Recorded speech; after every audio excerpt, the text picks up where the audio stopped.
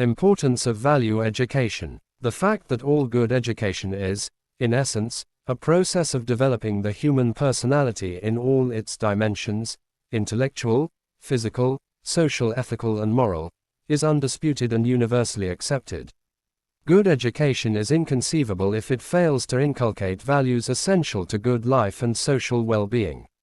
Great thinkers in every period of recorded history of mankind have devoted much attention to understanding the significance of character and values in life and the role of various agencies of education in promoting these values in young people. Values are the standards that group members share, by which they weather an action or even an object as good, right and lawful. They originate in the socio-cultural milieu of a social system and thus they are governed by the standards of the society. It is due to this reason the values of one social group differ from that of another. Value education, as the term is generally used, refers to a wide gamut of learning and activities ranging from training in physical health, mental hygiene, etiquette and manners, appropriate social behavior, civic rights and duties to aesthetic and even religious training. Value education, according to one more view, is essentially a matter of educating the feelings and emotions. It is the training of the heart and consists in developing the right feelings and emotions. It does not involve any cognitive abilities that can be trained. Like poetry, it is caught rather than taught. It is essentially a matter of creating the right atmosphere, imitation and learning by example, communion with nature or modeling oneself after an ideal. To some, value education is simply a matter of developing appropriate behavior and habits involving inculcation of certain virtues and habits. In opposition to such a view, it is pointed out that value education has an essentially cognitive component in it and that this should not be ignored. Actually, the ability to make moral judgment based on sound reasoning is a very important aim of value education and has to be deliberately cultivated. Value education is important to help everyone in improving the value system that she holds and put it to use. Once all have understood the values in life, they can examine and control the various choices they make in their life. One has to frequently uphold the various types of values in his life such as cultural values, universal values, personal values and social values. Education is a methodical effort towards learning basic facts about humanity. The core idea behind value education is to cultivate essential values in the students so that the civilization that teaches us to manage complexities can be sustained and further developed. It begins at home and it is continued in schools. Everyone accepts certain things in her life through various media like society or government. Value education is important to help everyone in improving the value system that she holds and to put it to use. Once we understand our values in life, we can examine and control the various choices we make in our lives. It is our duty to uphold the various types of values in life such as cultural values, universal values, personal values and social values. Thus, value education is always essential to shape a student's life and to give an opportunity of performing on the global stage. The need for value education among the parents, children, teachers etc., is constantly increasing as we continue to witness increasing violent activities, behavioral disorder and lack of unity in society. Period of value development. We all know that we are not born with values, so how do we develop our values? We can say that the values are acquired by us from our immediate environment, i.e. from our families, neighbors, our peers etc. A society is formed through a plurality of shared norms, customs, values, traditions, social roles, symbols and languages, and an individual has to acquire them in order to maintain social and cultural continuity with the society. The process through which this can be achieved is known as socialization. It provides individuals with the skills and habits necessary for participating within their society, and it takes place through formal education in schools, through non-formal programs, or through informal education such as family upbringing. During this process, values are developed as we grow. The various periods of this development, as per sociologist Maurice Massey, can be divided into three major periods which are as follows. A. The imprint period. This period starts from the time of birth to the age of 7.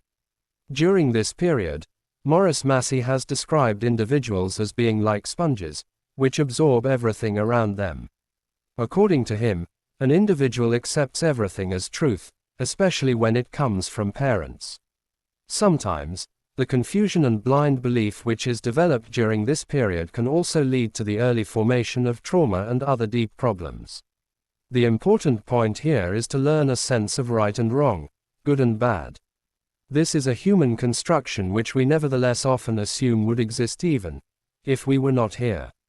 This is an indication of how deeply imprinted this construct becomes. B. The modeling period.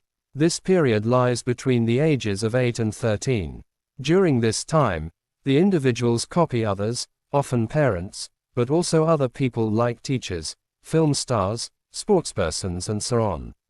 At this stage, one tries to experiment and sometimes also gets influenced by new ideas. C. The socialization period. This period lies between the ages of 13 and 21. Socialization. As process for value development. You have learned in Unit 1 Block 2 that socialization is a process of inheriting norms and cultures of the society. It may provide the individual with the skills and habits necessary for participating within their own societies. A society itself is formed through a plurality of shared norms, customs, values, traditions, social roles, symbols and languages. Since the values originate in the socio-cultural environment of the society, they're governed by the standards and norms of that particular society.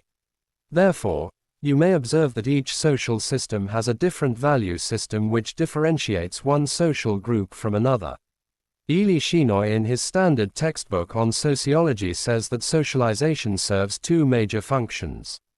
1. On the one hand, it prepares the individual for the roles he has to play, providing him with the necessary repertoire of habits, beliefs, values, appropriate patterns of emotional response, modes of perception and requisite skills and knowledge. 2. On the other hand, by communicating the contents of culture from one generation to the other, it provides for its persistence and continuity. In the process of socialization, both the norms, which are obligatory in nature, and values are internalized by the group members of the society. The process of socialization starts from an individual's birth and goes on till her death. It is thus a continuous process. In other words, we can say that socialization results in internalization of those values which are symbolic of a culture at that point of time. It is clear now that development of values is an intrinsic process which is influenced by the socialization process. Hence you can now deduce that values are fundamentally social in origin and in their manifestation. The more complex the society becomes, the greater will be the need for values to be operative. For example, in today's society we find that the entire social fabric is characterized by violence, corruption, selfishness, etc. Therefore it is essential that as mentors or teachers we should emphasize values like tolerance, brotherhood and so on. Since values serve the basis for judgment, choice or rejection, and these values systems are in turn influenced by the social and cultural base of the society, hence they are developed positively. The most important agents of socialization in the society are the groups that influence our behavior and attitudes. These groups include the family, which is responsible for determining one's attitudes toward religion and career goals. The school, which is the agency responsible for socializing groups of young people in particular skills and values in society. Peer groups, and mass media. The values are acquired with the help of experiences which an individual gains in the social institutions, school, family, from peers, through media. We shall now discuss the impact of these social institutions in value development. Home. The first learning place. The family is the basic social unit of the society, and whatever we learn from our family becomes our value system, forms our perceptions and basis of actions. Since an individual is known by his or her actions, therefore the most important role of family is to give proper identity. The family, home environment influences the individual's learning throughout life, and the kind of experiences, pleasant and unpleasant, shape a child's personality. A sense of security is a basic prerequisite to all development, including learning. Children desire a conducive environment at home. During early years, the social and emotional environment of home becomes a critical factor in influencing the individual's course of learning and development. Some of the basic strategies and styles of learning in fact begin to be molded even before the child goes to a formal school. The informal learning endeavors that children engaged at home and in the surrounding community set the tone for their learning explorations in later life. Learning socio-emotional and cognitive behaviors. Children learn many of the socio-emotional and cognitive behaviors through observing and imitating people who are significant to them, such as parents. Children often imbibe their parents' fears, biases and values from their parents. Therefore, it is important that parents set an example to their children through their behavior rather than by preaching to them about what to do and what not to do. Value systems arise within various socialization structures. Symbolic values are transmitted in a cultural process by agencies of socialization like the family, the peers, and the media. Parents are the main agency of socialization, and the theory of symbolic values shows how altruistic parents socialize their children in various contexts. Influence of social and emotional experiences. Any kind of learning process is influenced by the social and emotional experiences and characteristics of the environment. The nature and quality of emotional experiences, the sense of security and belongingness at home and in the immediate surrounding affect the value system of an individual. If children grow as secure individuals, they learn to trust people around them. The attachments children form with parents and siblings last a lifetime. They serve as models for emotional relationships and learning explorations in the neighborhood and society. At home, they understand the importance of physical surroundings and acquire the necessary coping skills and social norms of personal and group behavior. They learn how to respect family, community and other social groups, how to adjust to others and live together, how to listen, how to give and take, how to forgive, how to appreciate others, and how to think for themselves. Within the family, individuals also acquire their first notions about the importance of discipline and learn important lessons in compliance and cooperation that provide opportunities to take the perspectives of others into account. Quality of the home environment. The quality of the home environment during this period is more influential and lasting than in any other phase of life.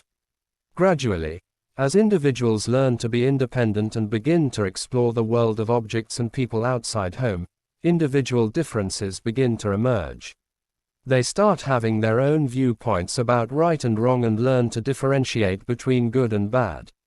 The basic grounding of the values such as tolerance and respect for the rights and wishes of other, secular ideals depends upon the quality of the home environment or family. For example, altruism, meaning giving to another at cost to oneself, is a value which is generally developed in the children whose parents are nurturing and supportive, exhibit altruism, highlight the effects of actions on others, use induction, establish clear expectations for mature behavior and create opportunities for their children to manifest responsibility for others. Research shows that parents of altruistic children tend to moralize, i.e., lecture about right and wrong. Thus, the family is the single most important channel through which values considered conducive to the individual and social good could be cultivated. Value development at home. The inculcation of values is a difficult task as it involves developing sensitivity to values, ability to choose right values and internalize them. If you analyze the source of values inculcation, then you will find that it lies in interactive behavior either between parent, significant others with an individual or between peers and individuals. The earliest conception about what is right and what is wrong, good or bad, is formed in terms of rules and expectations of elders, particularly the parents, referring to specific acts and situations. Parents are the primary social agents who transmit personal and social values to their children. It is well known that the behavior of others constitutes a powerful influence on the way children act. Behavior. Impact on value development. The behaviors which can impact the values of an individual can be inculcated by the following processes. Parents' use of induction. expression of nurturance and support, demand and limit setting, modeling of socio-moral behavior, and implementation of a democratic open family discussion and conflict resolution style are positively related to the building blocks of morality. Let us now discuss the different ways through which values could be developed at home. Induction. According to Berkowitz and Gruck, 1998, induction is considered the single most powerful parental influence on children's moral development. Hoffman, 2001, explains that induction involves the use of explanations or reasoning with a child in order to convey parental standards. It also involves a request for the child to act accordingly and emphasizes consequences for the child's behavior, both for the child and the other. Perhaps this is so powerful because it engages the child's understanding of the reasons for choosing a particular behavior, while at the same time showing them the impact of their behavior on someone else. Thus, it directly addresses and connects the cognitive, moral reasoning, and affective, empathy, aspects of moral functioning, and helps children to internalize standards for moral behavior. For example, to have maximum impact, they need to know the values and beliefs that lie behind, i.e., we teach, directly, by telling. We need not only practice what we preach, but we also need to preach what we practice. It also spurs children's perspective-taking abilities by focusing on how others might feel or think in a given situation. There are many opportunities to employ induction. One of the most obvious is in the context of discipline. When children disobey, parents have the opportunity to teach their children about what is right and wrong, and more importantly, why certain behaviors are preferable to other behaviors. When the parents speak to a child about behavior, it is also important that their messages be just slightly, and not much, above the child's level of reasoning. It is also important for parents to pay attention to the domain in which they are working with children. Authoritarian parents are likely to moralize issues that are social or personal in nature, while permissive parents may have extremely broad boundaries that leave even moral issues up to the child's discretion. A more appropriate style of parenting draws clear boundaries between the moral, social conventional, and personal. Negotiation may be permitted, but without the realm of the personal and conventional. Smetana, 1999. B. By providing nurturing and support. Another element of value development at home is the parenting style adopted at the home. The parenting style could be of three types: autocratic, authoritative, and permissive. According to Baumrind, 1980, maladaptive moral emotional patterns are prevented in the authoritative type of parenting because it fosters social sensitivity, self-awareness, and respect for rules and authority.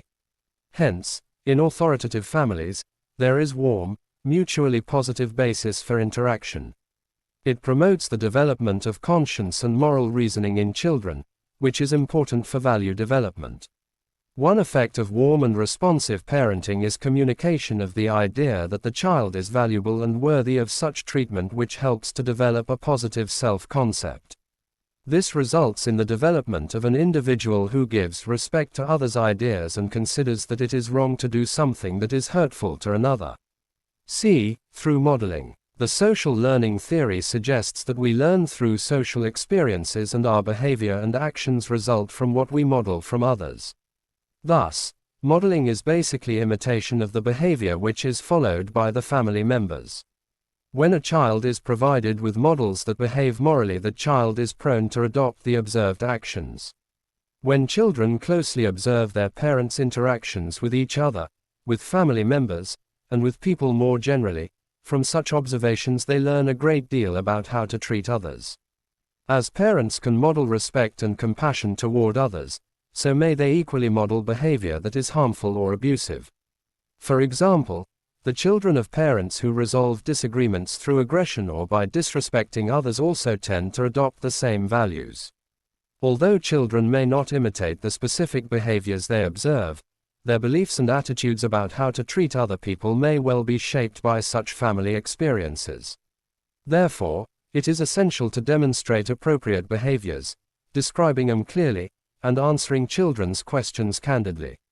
Similarly, Pro-social behaviors such as those involving everything from sharing with their children to discussing contributions to charities, teach children that they should treat others with respect. Parental modeling can be a powerful influence on the development of the child. Parents should be careful about their own behavior in family interactions and social relations. The child will not be able to share feelings with others unless relationships between the two parents and parent and child are secure. Moreover, parents cannot tell their children to have good interpersonal relations with other people unless their own relations with others are sincerely established. D. Through democratic family decision-making. As children grow older, parents should provide them opportunities to exchange viewpoints and attitudes on various moral and social issues. They should also allow children to participate in family decision-making. Parent-child verbal interaction, such as discussing, arguing, or planning, are other ways to help social development. In traditional families, children are generally taught to obey and pay respect to parents and older adults. The opportunity to exchange opinions and attitudes with them is unlikely.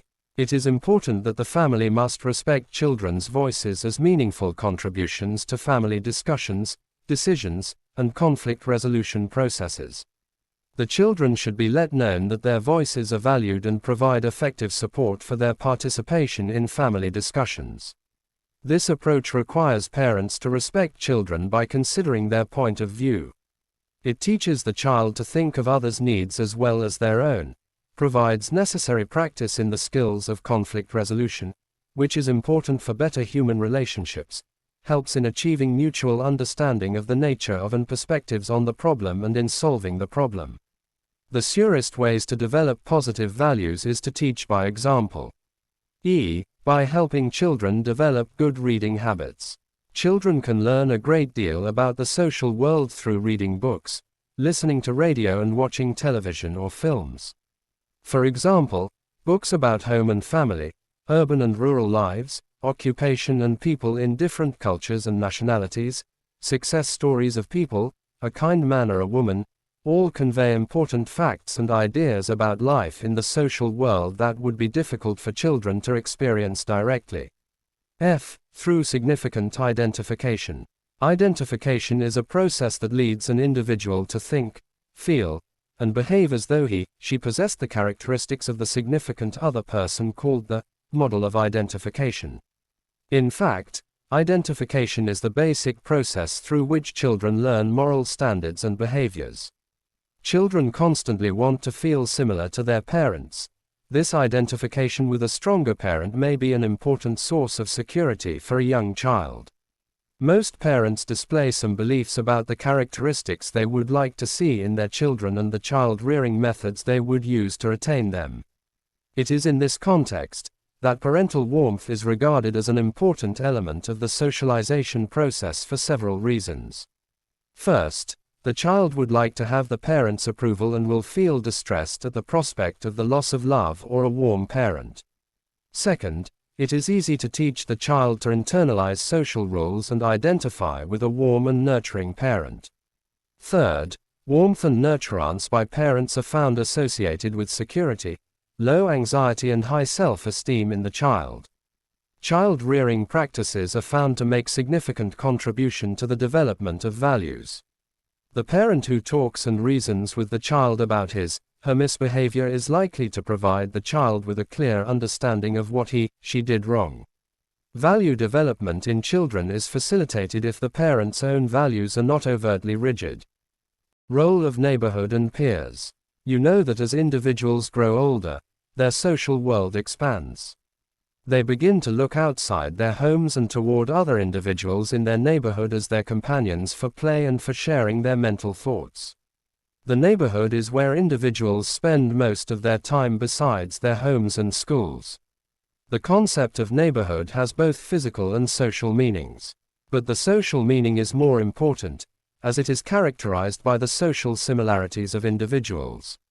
With change in their interests comes an increasing desire to be with and be accepted by peers outside home. Becoming socialized is one of the major developmental tasks. Children become members of their peer groups, which gradually reduces the family influence on their attitudes and behavior.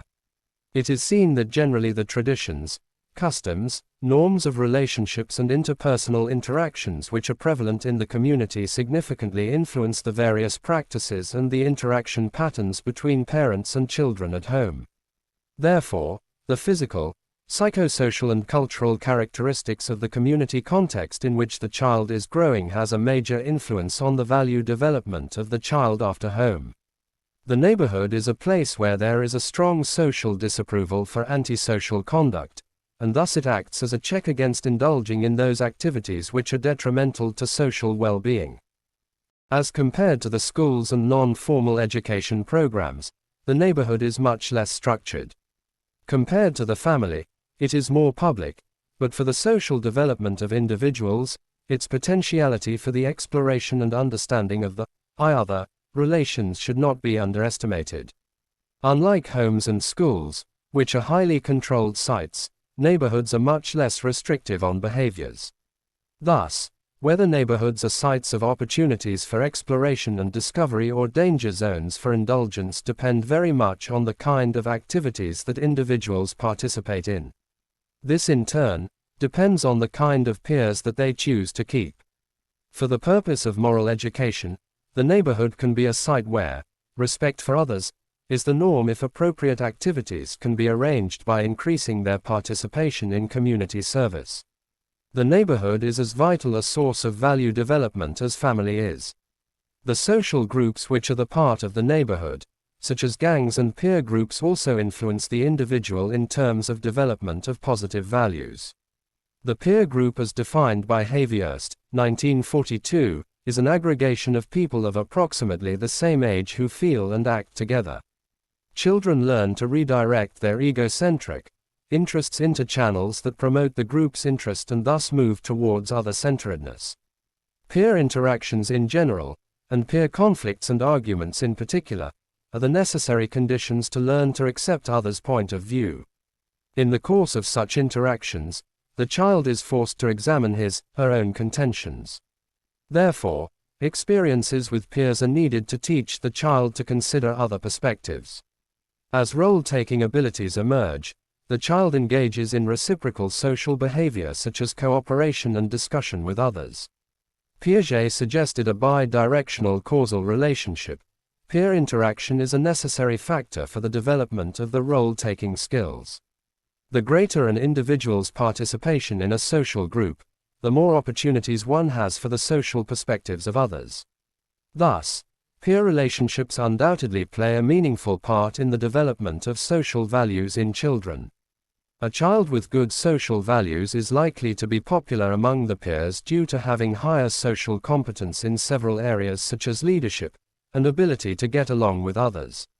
According to developmental and social psychologists, social perspective is the central mechanism a child has for acquiring the ability to understand its own behavior from the other's point of view. This ability conveys to the child the need to recognize that others' thoughts and feelings may be different from oneself. He or she must learn to take into consideration to internalize others' viewpoints. This enables him or her to restructure the way he or she perceives and feels about a particular issue. Once the child develops this skill, he or she can communicate more accurately with other people in different social situations. Social perspective-taking skill is a prerequisite for desirable social cognitions such as moral reasoning and problem-solving, and social behaviors such as better peer interaction and behavioral adjustment. As discussed earlier, parents can promote social perspective-taking. The warm, affectionate and nurturing relationship between the parents and the child makes the child feel secure and comfortable, and thus reduces the feeling of self-concern, fear or dislike, while making him or her aware of others' thoughts and feelings. Individuals who get more opportunities to take up social roles and responsibilities, for example, their engagement in work and community activities, e.g., community service, extracurricular, and their increased exposure to socially regulated behaviors, e.g., driving, smoking, alcohol, joining the military, are helped in taking moral decisions. The media, e.g., internet, magazines, film, access and literacy level among many adolescents provide additional unique and significant socializing experiences that cannot be underestimated. Not only do adolescents have access to novel moral information, but they are also capable of promoting their moral beliefs and actions to others. The significance of peer relationships has also been identified by Piaget. According to him, an individual gains a better understanding of fairness and justice after having constant interactions with the fellow beings. Peer interactions provide opportunities for pro-social behaviors based on the principle of reciprocity and open discussions. Furthermore, these interactions with the peers provide opportunities to individuals for gaining understanding about their own moral selves through comparing with others of the same level. Peers are also an important source of feedback which can help in either fostering or diminishing pro-social behaviors. Thus, a positive feedback provides a strong basis for the development of the positive values among individuals. Thus, you can now deduce that neighborhood and quality of peer relationship determine the kind of values an individual will carry forward in his/her life.